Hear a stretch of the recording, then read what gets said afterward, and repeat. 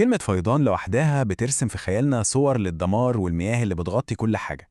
لكن عمرنا فكرنا إزاي المية اللي هي أساس الحياة بتتحول فجأة لقوة مدمرة بالشكل ده؟ تعالوا نفهم مع بعض إيه الحكاية ورا قوة الطوفان دي. يعني الموضوع كله بيبدأ بسؤال بسيط لكن إجابته مركبة جدا. إزاي شوية مطر مجرد مية نازلة من السماء بتتحول فجأة لسيل جبار بيشيل في طريقه عربيات وبيوت؟ إيه هو سر القوة دي؟ خلينا نفكك اللغز ده حتة حتة. طيب، في أغلب الأوقات الحكاية بتبدأ من فوق، من السماء. خلينا نشوف الأول إيه هي العوامل الجوية اللي ممكن تكون السبب في فتح أبواب الطوفان. في أوقات كتير السبب بيكون مباشر جدا وما فيهوش أي تعقيد. مطر غزير مستمر ومركز في فترة زمنية قصيرة. الفكرة كلها إن كمية المية اللي بتنزل بتكون أكبر بكتير من قدرة الأرض إنها تشربها أو تستوعبها، فبتبدأ المية دي تتجمع على السطح، ودي بتكون أول شرارة. والموضوع على فكرة مش بس مطر. تخيلوا معايا كده كمية التلج اللي بتتجمع على الجبال طول فصل الشتاء، ده يعتبر مخزون مية متجمد ضخم. لما درجة الحرارة بترتفع فجأة، المخزون ده كله بيدوب وبينزل مرة واحدة في خلال كام يوم. دي كميات مية مهولة بتنزل على الأنهار والوديان فجأة. شوفوا بقى تسلسل الأحداث ده، عامل زي قطعة دومينو بالظبط. بتبدأ بنقطة مطر كتير أو تلج بيدوب. الخطوة التانية، الأرض بتوصل لمرحلة التشبع، يعني خلاص شربت كل اللي تقدر عليه. فأي مية زيادة بتتحول لجريان سطحي أو اللي بنسميه سيول. وفي الآخر الأنهار ومصارف المياه نفسها مش بتقدر تستحمل كل الضغط ده، فبتفيض وتغرق كل اللي حواليها. تمام، احنا كده شفنا الجزء اللي جاي من السماء.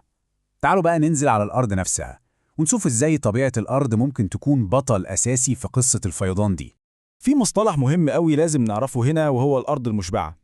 الموضوع ببساطة شديدة هو إن التربة وصلت لأقصى سعة ليها، اتشبعت بالمية لدرجة إن مفيش فيها مكان فاضي حتى لنقطة مية واحدة زيادة. أي مطر هينزل بعد كده هيفضل على السطح ويجري. وعشان نبسط الفكرة أكتر، تخيلوا معايا سفنجة المواعين. لو مليناها مية على آخرها خلاص، أي نقطة مية زيادة هتنزل عليها هيحصل إيه؟ هتقع بره على طول. أهو ده بالظبط اللي بيحصل مع التربة لما بتوصل لمرحلة التشبع. لكن القصة مش بس عوامل طبيعية جاية من السماء أو الأرض، لا، في عامل ثالث ومهم جدا، وهو بصمة الإنسان. إحنا بتدخلاتنا غيرنا شكل الأرض، وبالتالي غيرنا مسار المية تماما. والمقارنة دي بتلخص الحكاية كلها. بصوا على الفرق بين الغابة والمدينة. الغابة عاملة زي الإسفنجة الطبيعية، أرضها بتمتص المية وبتبطئ حركتها. نيجي بقى للمدينة، الأسفلت والخرسانة والأسطح الصلبة دي ما بتشربش مية، فبتتحول لشبه قنوات صناعية بتجمع كل المية وتخليها تجري بسرعة رهيبة في اتجاه واحد. 90%. الرقم ده صادم شوية. دي نسبة مياه المطر اللي الأسطح الصلبة زي الأسفلت بتمنع إن الأرض تمتصها. يعني تخيلوا إن 90% من كل المطر اللي بينزل على مدينة بيتحول لجريان سطحي فوري.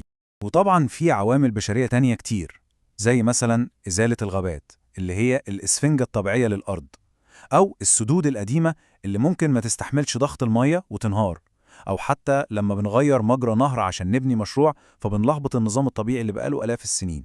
جه بقى ايه بقى الحكاية الكاملة؟ الفيضانات المدمرة نادرا جدا ما بيكون سببها عامل واحد بس، غالبا بتكون كوكتيل من كل العوامل اللي اتكلمنا عنها دي. خلينا نجمع الخيوط دي كلها مع بعض.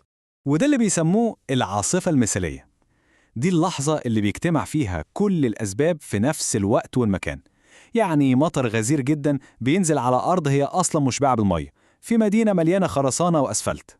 هنا التأثير مش بيتجمع، لا، ده بيتضاعف وبيكون كارثي.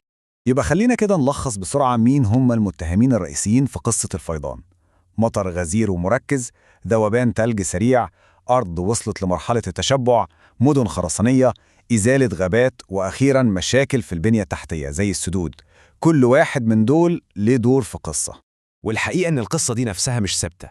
قصة الفيضان وقوة المية بتتغير مع تغير المناخ ومع استمرارنا في تغيير شكل الكوكب.